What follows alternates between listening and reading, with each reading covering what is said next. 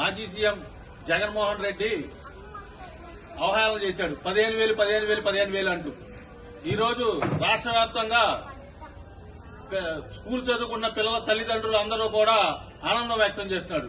ఆయన అన్నట్టుగానే ప్రతి ఇంట్లో ప్రతి ఒక్కరికి కూడా 15,000 పడే రోజు ఈ రోజే వచ్చిందని చెప్పేసి ప్రతి ఒక్కరికి తెలియజేస్తున్నారు. రేపు రానున్న రోజుల్లో కూటమి ప్రభుత్వంలో సూపర్ 6 లో భాగంగా తల్లికి వందన కార్యక్రమం ఈ రోజు ప్రతి తల్లికి 15,000 అకౌంట్ లో పడిన కార్యక్రమం అనేది చాలా ఆనందదాయకం అని చెప్పేసి ఈ సందర్భంగా తెలియజేస్తున్నాను.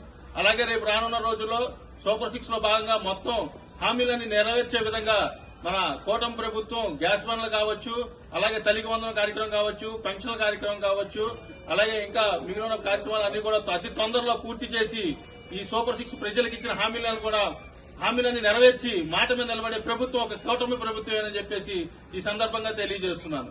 రేపు రానున్న రోజుల్లో కూటమి ప్రభుత్వంలో ఆంధ్రప్రదేశ్ రాష్ట్రం అభివృద్ది దిశలో ముందుకెళ్తానికి ఏమాత్రం డోకా లేదని చెప్పేసి రేపు రానున్న 15 సంవత్సరాలు కూటమి ప్రభుత్వం అధికారంలో ఉంటుంది.